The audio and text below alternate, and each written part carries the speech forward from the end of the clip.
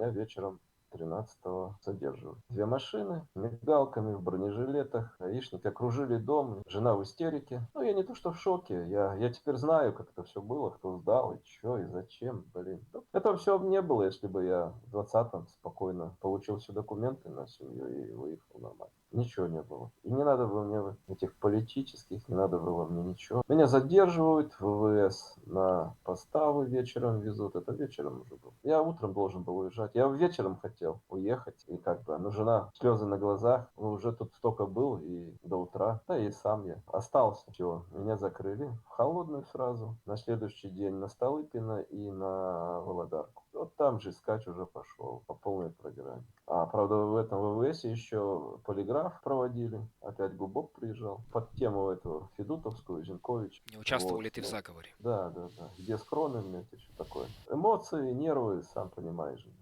Я ж когда депортировали, я в ЧКБ, я все и всех вписал. Следственную группу всю, всех этих. Вот. Даже кто косо посмотрел на меня. Мне потом цинканули, я уже в Польше был. Анатолич, ты там это, ты вот это зря. Я говорю, а что это? Ну, дали понять, что она под контролем, это ЧКБ. Как тебе сказать, тогда еще эйфория это была, что все ж с совестью и осознанно.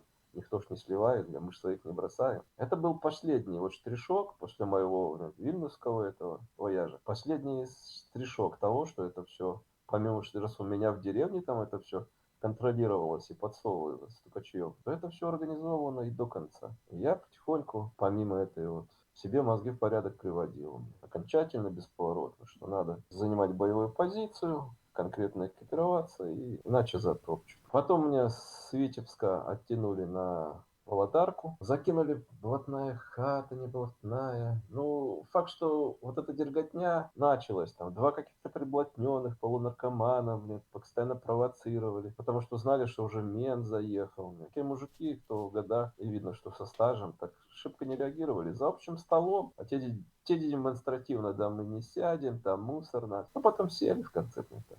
Давай вали, долбись в эту самую, в кормушку, пускай, я говорю, я сюда не просился, ты меня ни к чему не принудишь. Надо, долбись сам и проси, сам, чтобы меня отсюда переводили.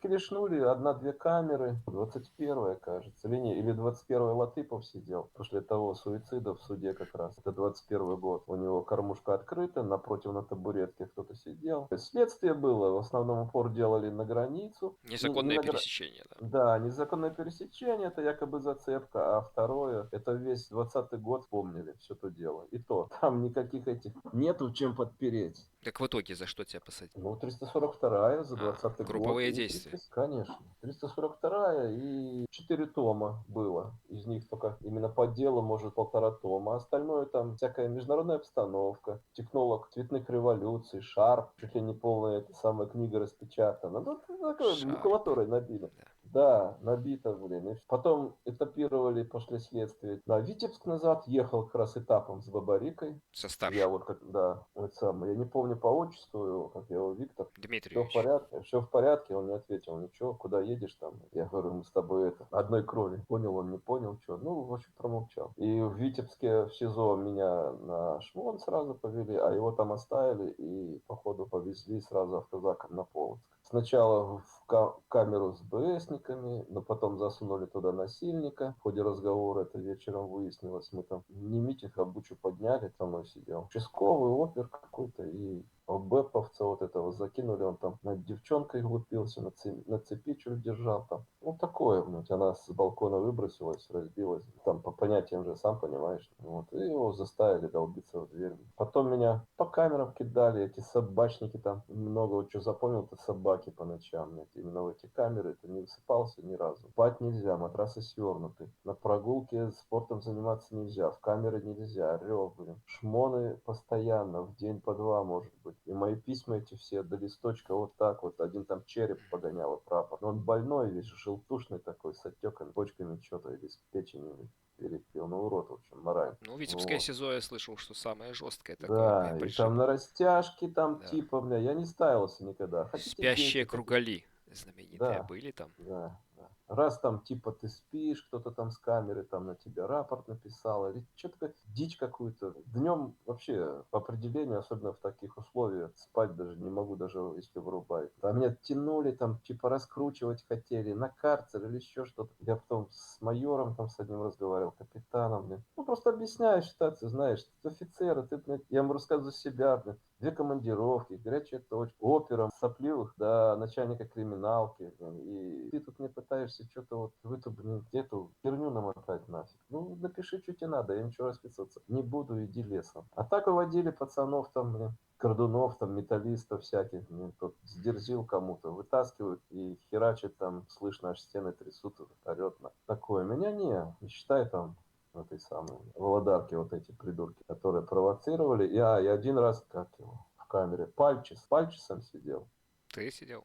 Да, на Володарке, он в курсе. Потом анархисты там были, потом Женя Пропольский, поджигатель. Там горбатый такой, Тукачев фамилия, ну, по крайней мере, так представлялся. Или нарочито, и весь такой по понятиям, кто там старший, кто да, всеми этими конями заветует, назначал, кто там за коней. И что-то я посмотрел, все эти прогнувшиеся, блин, и все это, такие мягенькие, и анархистов там, ну, то есть провоцировал непосредственно, докапывался там анархисты, вот не скажу фамилию, потому что не знаю, где он. Женька Пропольского, так он сидит, он на бобрах был. Не слышал. Побег, который якобы организовал, и А, через крышу пытался это я сигануть. слышал про крышу. Ну так Я просто вот фамилию это не он и знал, кто. есть. Пропольский Женя, у него сова тут татуирована на шее, Я на слышал, горле. конечно, эту историю, что залез на крышу, там Вот. махал А я с руками ним самолет какой-то.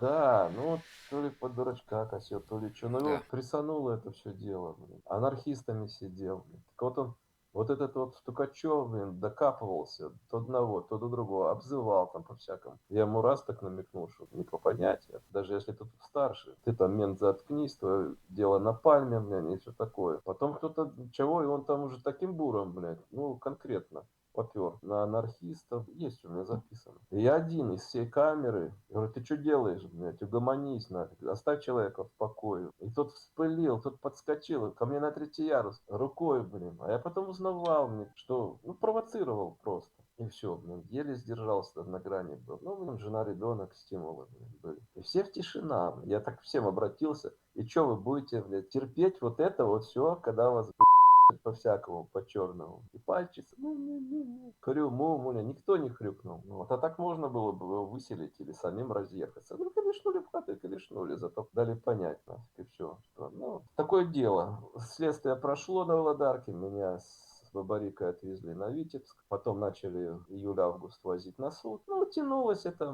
дикая дичь, по делу никакой доказухи, все это сфабриковано, кроме границы, и то она фактически не существует между Россией и Беларусью. Все это аргументы никакие не берутся, отводы не отклоняются, ходатайства, блин, вообще не слушаются. Мой адвокат спит, блин, на деле, блин, с Минска приезжает. Махнул рукой, все равно тут, блин, об стену не расшибешься, 2,5 накатали. Что запомнил из Островского, как закалялась сталь. Жить надо прожить так, что мне было стыдно за прожитые годы, да. Я это на суде озвучил. Или меня прокурорша озвучивает в обвинении. Использовал там, ну, в целях агитации, там, Воропаева собирал, когда, типа, пытался активную группу собирать, ну, просто там, помните, в школе нас же учили, там, закалялась сталь, Островский, надо жить, прожить, чтобы стыдно не было. Это жемчуг перед свиньями. Металл. И вот прокурорша это мне. Использовал экстремистскую лексику, такие фразы цитировал, как Островский, блин. Ну, и это, я суде говорю, это что, мы с ней одногодки практически. Это как? Ну, до того, как только приехал меня на комиссию, как положено. Наверное, постановка на экстремистский профучет. Да, начинают мне втирать такую дичь. Я говорю, а этот афганец или что там был начальник СИЗО?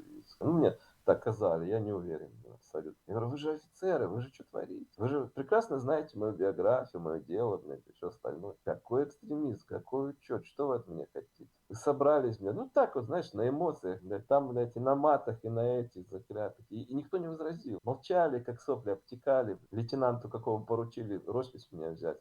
Он, бедный, там аж не плакал. Дяденька, ну распишись. Иди, мальчик. Тебя подставляют, тебя конкретно подставляют. Наши придут, говорят, ты первый будешь висеть на столбе. Он там аж слезы, представляешь? Ну распишите, что вы это. Да не буду не расписывать. Я не докладывал никогда в Витебске. Витебске. И ни в Витебске, ни на Бобрах, что такое-то там по такой-то статье. Гражданин России, ветеран боевых действий, блядь, отец 5 детей, блядь. Незаконно осужден за выражение своего этого самого. В нарушение законодательства, блядь, признано, это поставлено на учет, как склонный там к экстремистской деятельности, с чем очень не согласен. Ты как докладываешь, блядь, то ты буром переть там туда-сюда, ну шмонали, блядь, ну орали, ну и все. Не трогали, абсолютно. Вот этот череп пытался там прыгать, да я тебе ж сурой, ну давай, пошли в продол, говорю, пошли. И все, 2,5 года дали, этап на Могилев, в БСную попал, полковник-летчик, еще какие-то там камеры, чистенько, порядок, аккуратно, все знают.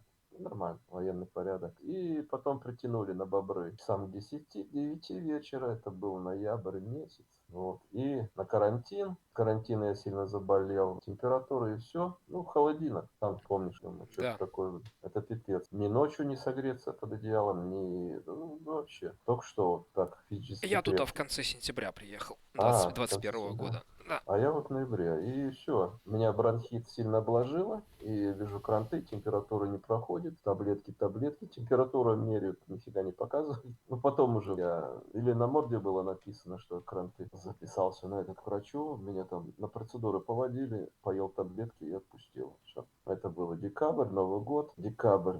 После карантина в отряд в третий заехал с начальником. Тот, ё-моё, как же он хотел. Мы так не хотели, но что ты попал к нам. Что тебя везут там туда-сюда, я что, знаменитость какая или что? Ну, такое все. Это Новичихин такой, начальник отряда. Ну, поговорил. Он со мной то Анатолич, то Андрей Анатольевич, то Андрей. Ну, такой психически так, стабильный, но в мыслях, видно, неуравновешенный. Не знает, что делать и как. Я ему объяснил, вы меня не трогаете, и я вам постараюсь проблем не создавать. Но основное условие, говорю, не надо мне. Я только в отряд зашел на зону у нас, третий отряд, на это уже столовый. Я Вот. знаю, на дракон Ко мне пойду. подскакивает такой, мы собираемся по воскресеньям, блин, приходи там, чё. Я говорю, ну это кто? Вижу, желтая бирка, и что мы делаем по воскресеньям? Ну, чай пьем. Я говорю, а дальше что? Почему собираться? Я говорю, ты вообще знаешь, кто это, зачем? В первом встречном заходишь, ты или по заданию, или как, блин. Вот только, вот я с матрасом с карантина, блин, только зашел на эту самую, на локалку, блин, и все. Есть фамилия, теперь знаю, кто такой и что. И одна шмара, его поддельница, с кем они вдвоем раскручивали людей на след. Ну, отдельная группа там была. Меня там посмотрели, после Нового года у меня письма не шли, и от жены, инкоммуникады закинули сразу. Потом бывает пару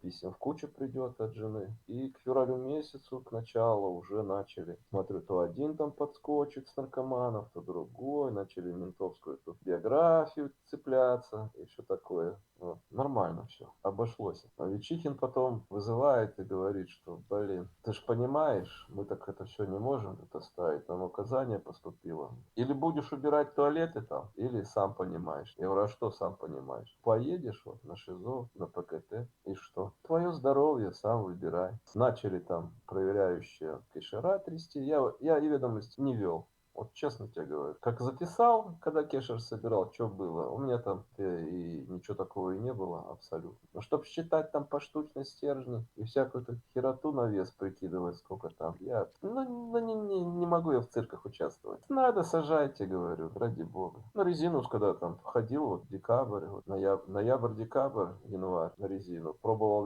на промку попасть, наивный мальчик, потому что мне пацаны цинканули, что у них там погрузчик, некому работать, и походу никто его отремонтировать не может. А у меня права есть на погрузчике, ну и у меня образование автомобильное. Механиком работал, и завгаром, и на погрузчике на этом работал, и все. Вот, я через отрядного закинул это все дело. Меня вызвали до хозяйки, и тот такой многообещающий, там туда-сюда, ну давай, проси, чтобы прислали документы, и все. Документы прислали, никуда я не поехал. Не знаю, что они хотели, может это, все. Вот там я Кулешу и встречал. Дважды или трижды меня притаскивали. Приводили один раз, это когда еще не до ШИЗО, до февраля месяца. Потом из ШИЗО на ПКТ. И ПКТ меня притягивали там то до прокурора, то жена доверенность сделала на имущество. Вернее, я делал доверенность, должен был подписать, ну, чтобы жена распоряжалась. И меня выдергивали, и вот роковое стечение обстоятельств, я его там кулешу в коридоре, там, знаешь, когда стоят перед апрельским кабинетом, и в ШИЗО, и по КТ не сидел. А вот я не знаю, почему мне на 411-ю, хотя боялся, если честно. Мне. Опять же, семья,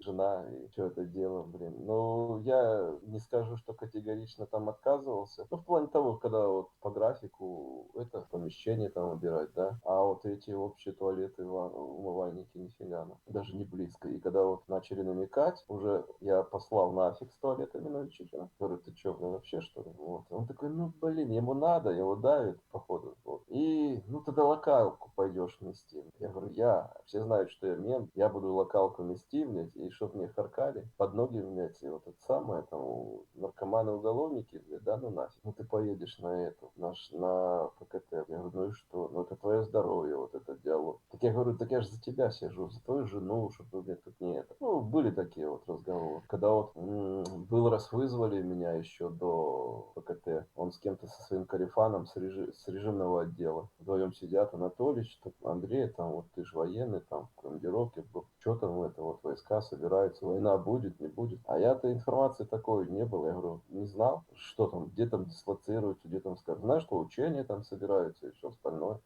Они мне тогда, ну, видно, где-то тоже на Reddit, на экстремистских этих каналах, информацию начинает выкладывать, что столько-то, там-то, там-то, там-то, вот карта, вот погляди, спутники там скидывают. Я такой полетел, а там Украина обложена вся, блин, с этих самых, блин. Я говорю, ну, блин. Раз ружье на сцену вынесли и повесили, то оно бабах. И мне 13 февраля закрыли. И локалку вот вести будешь? Не. И все. Сидел я по КТ, сидел я ШИЗО. Ну, сразу 1 февраля это, конечно, мрачно было все. А У меня сколько по КТ 25... дали? Ну, 80...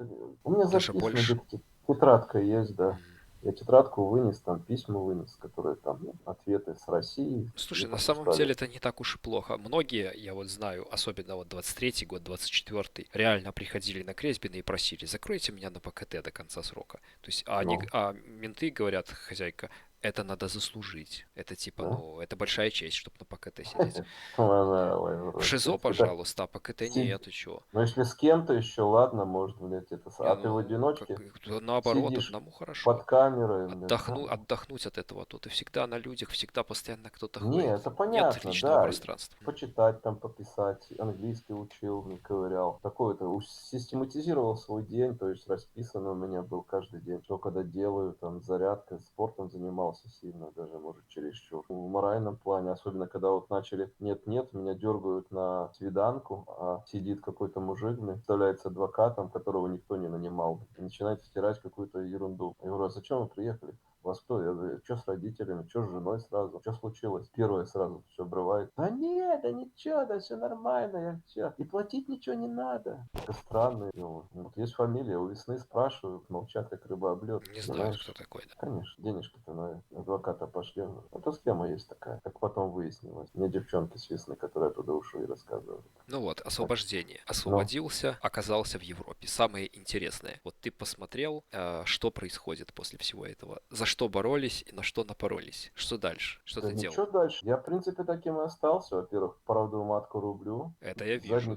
Задницу, да. задницу никому не удержу. Ну, сейчас вот прижала меня эта вероятность депортации, Ну, вот отказа. это в том числе потому, что ты задницу не лижешь. Лизал бы задницу, Вот. наверное, не Ну, было такой понятно. проблемы. Ну, я не могу переступить через это. Но это И я не правильно, знаю, так как... так и И хорошо. я не знаю, как это делается. Во-первых, я не К приучен и не сожалению, умею. очень многие могут. Слишком многие. Я Это знаю. плохо. Пытаюсь найти какое-то зернышко консолидации, не объединения. Понимаешь, мы с тобой разные по возрасту, по Да? менталитету, по взглядам, по убеждениям. Ты с теми терся, я с этими тер. Ты этот, а я мент. Ну, даже до банального, до этого пусти, да? Я в торговом центре веду себя не так, как ты себя ведешь.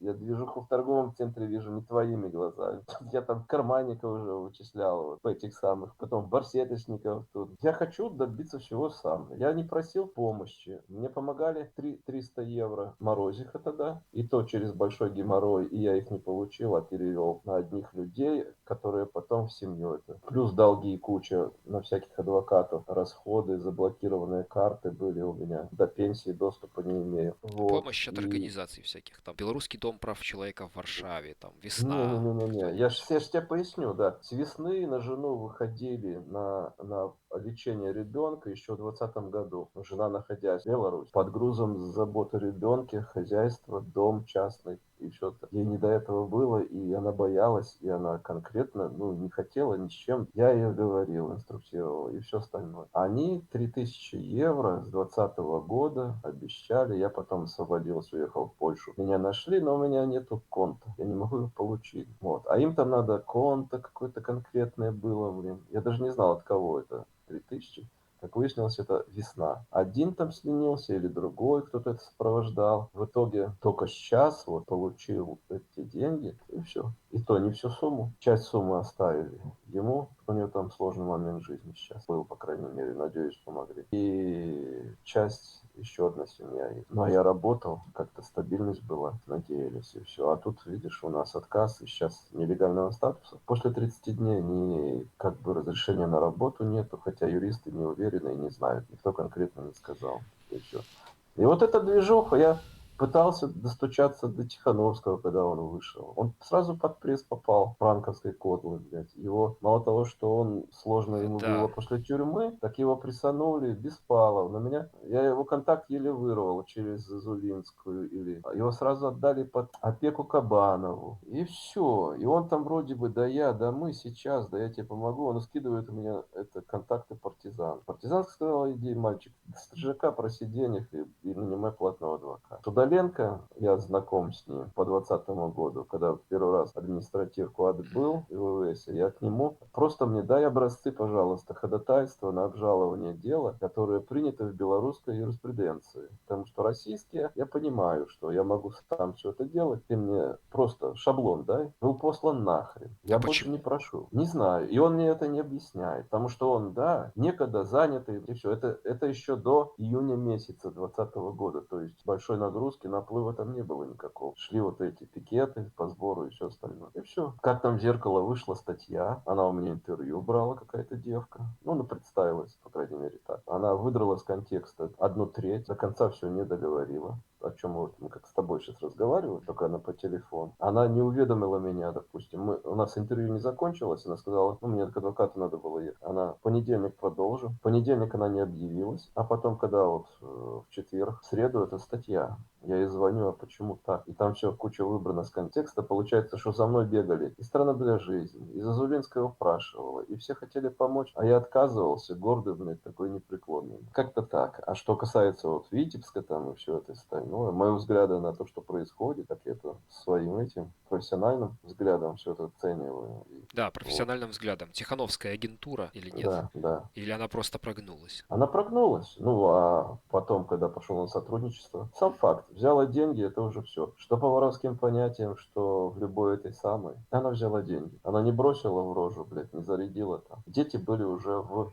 Да, дети были уже там. безопасности. Так мало того, она записала видео в избиркоме, и потом она уже из Литвы записала видео из безопасности. Согласен с Когда и тобой. сама, и дети были там. Можно было Согласен сказать, с тобой, все, конечно. Можно смотрите. было Да. помахать 1000 раз вот так вот. Я в Ну, 23-м году, живя в машине, здесь уже в Польше работая, я ездил в Польшу, Германия, контейнеры тягал. Я записывался раза 2 или 3 на встречу, на видеосвязь, вот как с тобой. На третий раз в начале мая появилась. Мне подтвердили, что да, вот на такое-то число, в такое-то время. Специально запарковался там по дороге, по трассе. Она папку с Сергеем Тихановским когда стала таскать? Потому что мы как бы с Тихановским, вот договоренность была о том, что, не кинем. Я сказал, что я на себя беру обязательства какие-то поддержать, там, все остальное, то я не. И мое желание там с Тихановской встретиться только этим было продиктовано.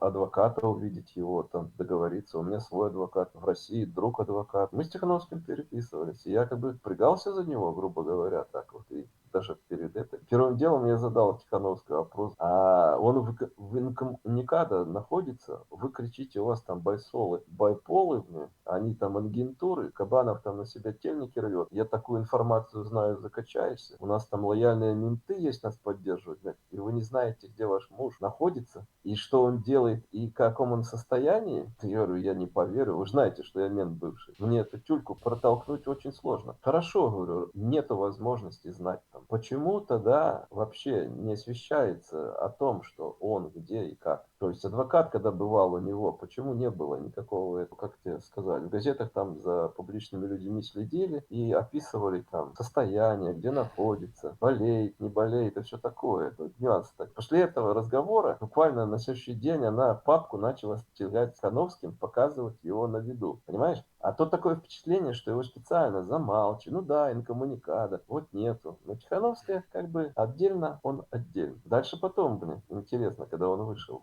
Когда они тут разосрались с офисом, Серега же, блядь, на тебя стал одеяло резко тянуть. Я что-то, да, в Но по сути принципе, дела, да, он по создал сути, так и да, движение, да, конечно, да. И в они болото это просто расковырял примазались. он. И на него начали негатив собирать. И опять же, с зеркала выскочила на меня вот эта Александра Зинченко, типа. Я боюсь, что это так, не ее реальное имя. А можете вы за Тихановского там сказать, вот вы там с ним по одному делу, туда-сюда, вы там близки, там, как она выразила. Что вас именно интересует? В каком свете, блин? И почему задание вы это самое собираетесь такого? Потому что я вот сколько уже тут за границей, и вам не интересно было, а тут резко вспомнили. Хорошо, я там свяжусь с вами завтра, давай. И все, на следующий день нету, через дня 3 я ее спрашиваю, так что, Степановский? А, это не актуально уже, это неинтересно. Туда Беспалов там пошел, и все. Я тебе скажу так, если так все резюмировать в кучу, коллега, после встречи с Бедункевичем, когда у нас разговора там не вышло, ну, не вербанули, и я в силу своей профессиональной деятельности осведомлен о методах и способах оперативной работы, по мне по ушам не поездишь, то есть реально это конкретно. Если же плотно занято, можно и меня, наверное, в оборот взять, обставить, но вот то, что примитивщина вот эта вот, которая делается, вот этот пузырь поддерживается, тут два фактора есть: финансовый и заслуга спецслужб. За финансовый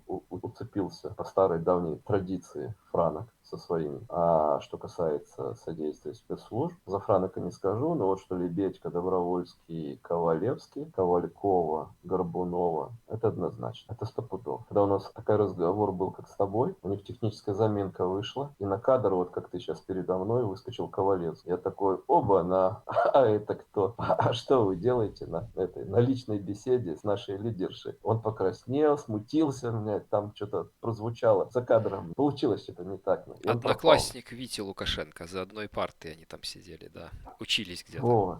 И в этом контексте с ними только и надо разговаривать. Но вопрос, люди тут в эмиграции запуганы, они боятся. Вот этот отказ по международной защите я с большой долей вероятности могу отнести и к участию кого-то из офиса. Пал Палыч, Латуш, Латуш, он правильно. за Польшу По- отвечает. Потому что он тут был на встрече, я ему задавал вопросы, у меня есть аудио с этого. Ну, сам понимаешь все это. И поэтому я сторонюсь, дистанцируюсь и просто в последнее время стал дергать независимые СМИ письма о том, что скидывал ролик от Петрухина, который он мне заснял, о том, что прокомментируйте, как это можно вот в этой ситуации. Наша Нива сказала: о, 4000 политвязней, вы тут статистическая единица, какой-то дальнобойщик, никому это не интересно. Я говорю, не-не-не, я в контексте того, что вот, блин, 20-й год, и все, тишина. Радио Свобода не ответил, и Белсат не ответил.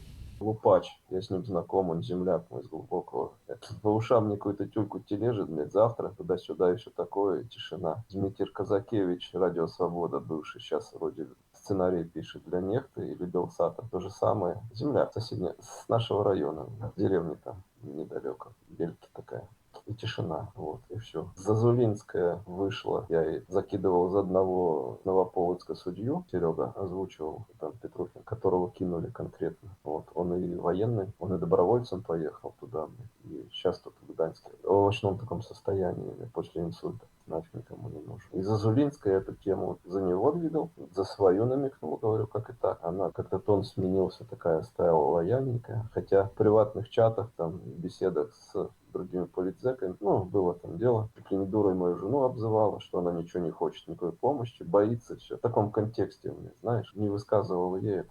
Жду я до личной встречи. Якобы обещала, что юрист офиса свяжется с моим юристом, адвокатом. На моего адвоката выходил какой-то Леонид Мороз, и адвокат не понял, что он от него хотел. Говорит, и все, и пропал. У меня ничего не спрашивали, ничего не интересовали. Я подтянул российский антивоенный комитет, российскую оппозицию, что там при ПАСЕ, Ходорковский, Гудковы. Ну, знаешь, откликнулись, составили материал со своей стороны, аналитику по судебной практике. по России, связанные там в контексте с Белоруссией, с антивоенной моей позиции, что грозит судебная практика. Ну, такие толковые материалы. У «Весны» просил то же самое, третьей, четвертой попытки с моей же помощью. Они там соорудили, отправил, но это еще до отказа. И не помог абсолютно. Не знаю, у меня много вопросов, к «Весне» много. Смотри, что я тебе скажу. Сейчас тебя это не порадует, конечно, тоже, ну и не огорчит то, что сейчас недавно было заседание министров иностранных дел Европы, и, короче, каких-то там миграционных всяких экспертов. А я знаю Они это, хотят, знаю. в Молдове где-то, по-моему, да,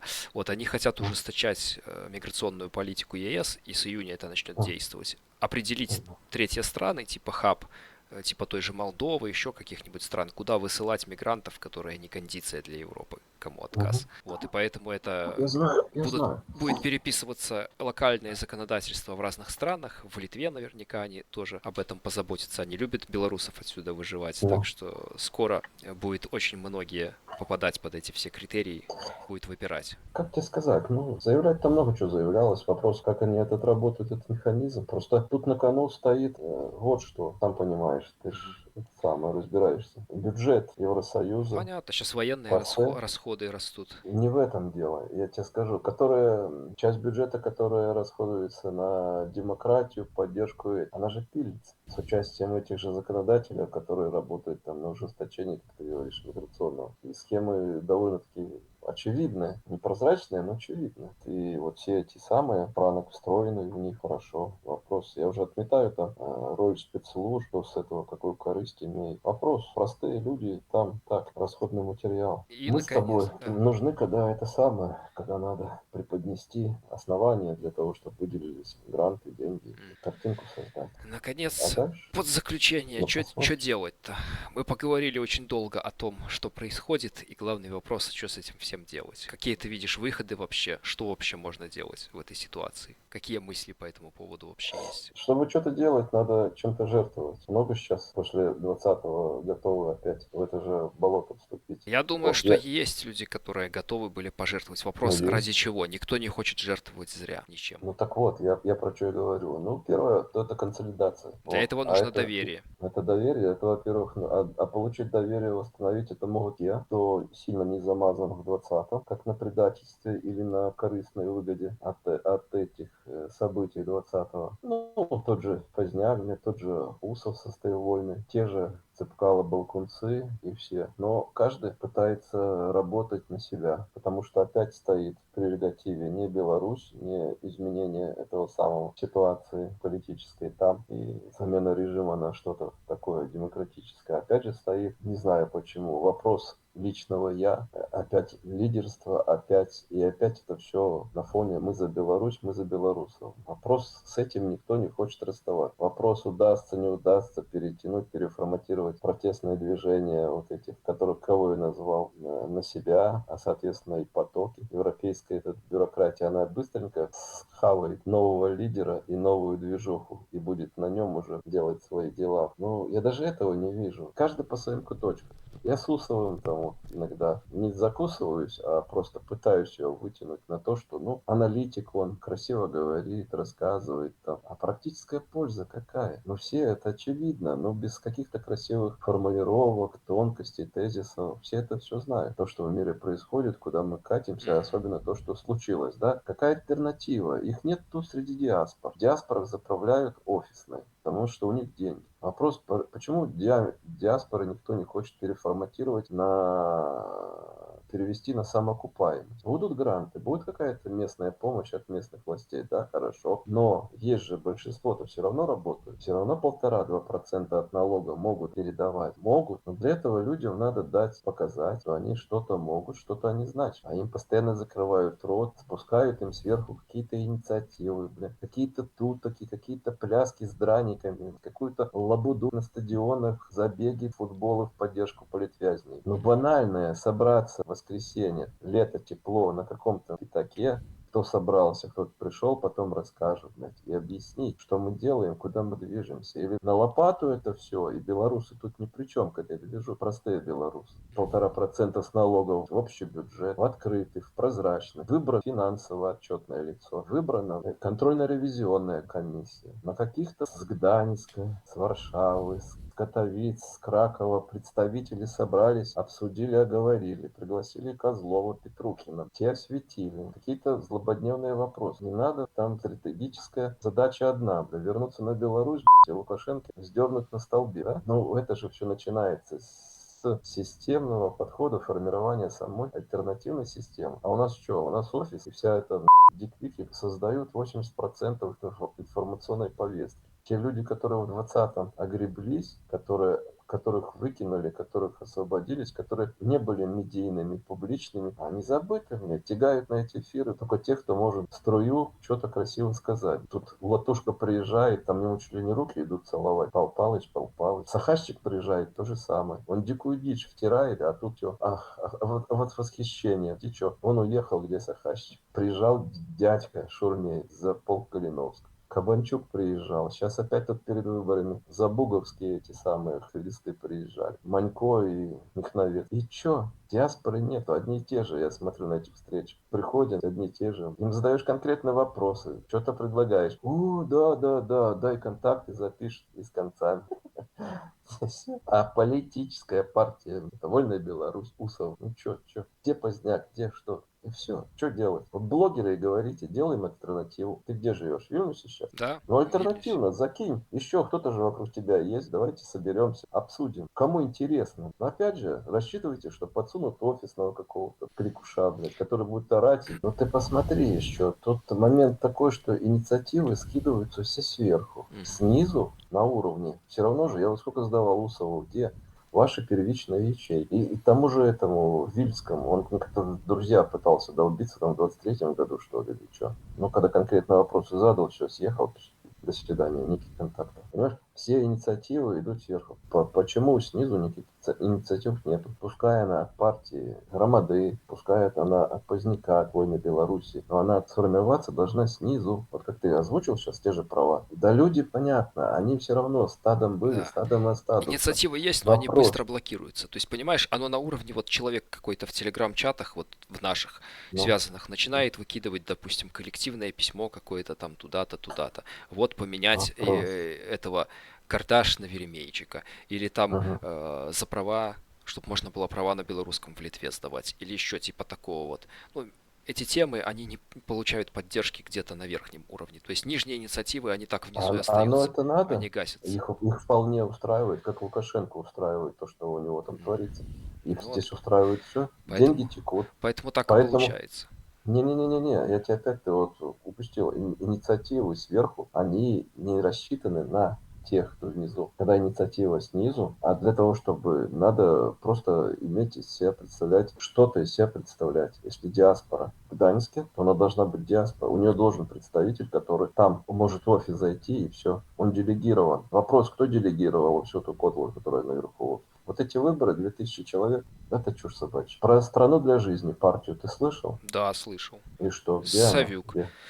Есть такой, Ну, да, Савюк. Я слышал ну. просто, что существует такая партия, Да но нет ее партии этой что нет. И она кто так собой себе Савюк? представляет, ну, на бумаге Откуда он точно взял? существует. Я его, кстати, не видел. В Брюссель, когда вот мы ездили тогда, он Ну, должен был тоже выступить там, но он заболел понятно. внезапно очень сильно. А я не добился от него ни устава, ни программы партии. Хотя он в 2020 году, когда я как раз ехал в Польшу, в Вильнюс, он на меня почему-то вышел ниоткуда-то.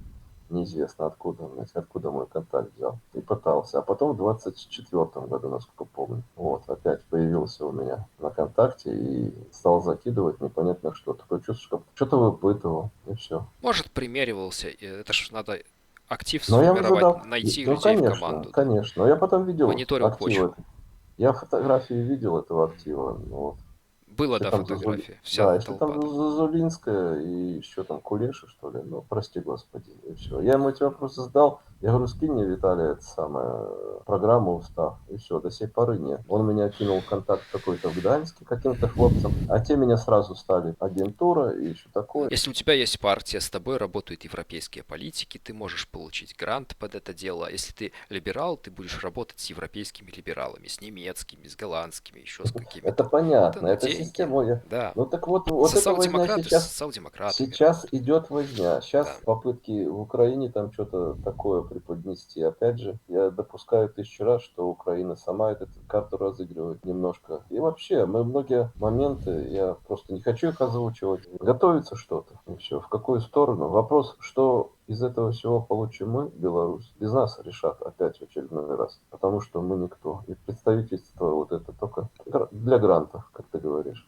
Ну не да. более. Ну что, Понадеемся, что что ты тут. будешь делать, если вот тебе откажут и скажут, все, давай, выезжай, никто не Да поможет? нет, сейчас суд. Есть гуманитарные моменты, потому что мы тут очень достаточно интегрированы. Ребенок ходит на школьное учреждение, плюс ребенок инвалид, плюс я здесь много курсов окончил, завтра вот иду на учебу. Ну, то есть такие моменты интеграции чисто гуманитарные. Физически супруга, но нам некуда ехать, раз, мне запрет в Беларусь, плюс там в розыске. А в Россию то же самое. За антивоенные эти самые взгляды, за поддержку там Навального Так в свое сейчас, время. Андрей, сейчас же общие базы, поэтому и в России Да, это то да, же общая самое. база. И вот АВК, антивоенный комитет мне в документе это все отразил. Посмотрим. Суды как-то адекватные здесь. Отдать должное, суды адекватные. Ну да, тут Есть, да, есть моменты система настораживают такие, да. Хельсинкский европейская. комитет польский. Вот сначала так на связи были, а сейчас как-то дистанцировались, ушли. Ну, вот, пока что есть. Есть самому что делать и куда двигаться. Но это хорошо, Как-то самое так. Ну, главное. да, если заявление примут на рассмотрение в суде, то уже, по идее, статус Как-нибудь прорвемся. легальный, да.